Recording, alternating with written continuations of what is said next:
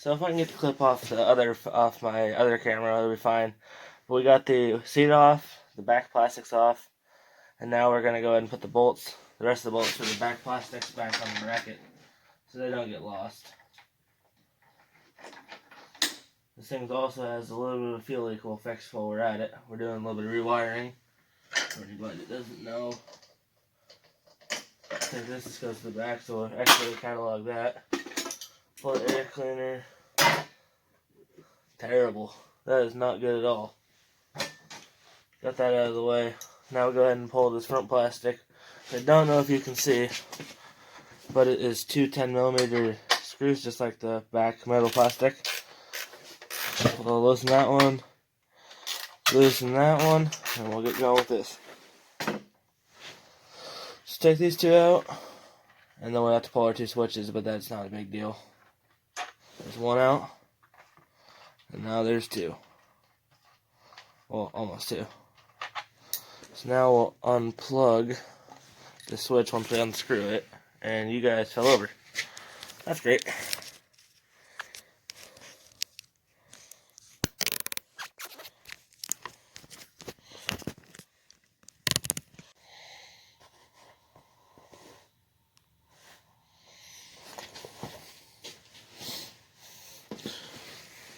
Alright, now we're going to take this air box out, which doesn't have a screw in the back, it looks like.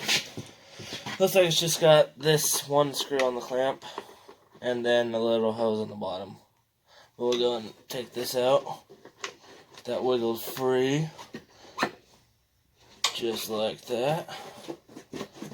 Come on.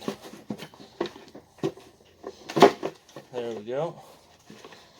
And there's another little thing in the back, which you can't see, but I can see it. It's just this little thing that goes, is like kind of like a ventilator. We got the airbox out. Expertly cataloged that out of the way. And now we'll look at next. By the way, I pulled the battery already. I just wanted to let you guys know that. Alright guys, so I pulled the fuel line off, which you can see here. I'm just going to tuck it back out of the way. I'm gonna pull the carburetor now, which looks like you gotta pull this, which is not even that tight. I've taken this off once before, but it wasn't that much of a big deal. Pull the slide out. Take that and we'll tuck it up out of the way. I'll zip tie it out of the way in a little bit. And it looks like there's a Phillips screw on this boot, which we'll go ahead and loosen. And then I got the fuel line off. Looks like there's nothing else attached to it. Go ahead and we'll try to wiggle her out, loosen this clamp a little more. And then we'll get this carburetor off. That's it, carb's off. We'll go set this on the bench and I'll be right back. Alright, now there's 4 10mm bolts right here, and right here.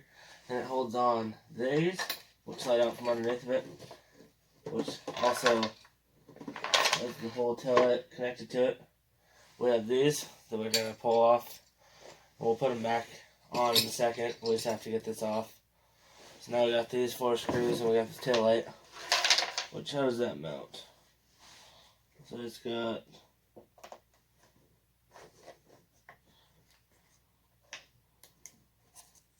one or 2 wires going into it. That one pulls off. The other ones I can't tell yet. I think they twist. I believe they twist off. Yeah, they twist. So now we're going to twist this off. Hopefully. Without breaking it. I'll get back to you when I get that off.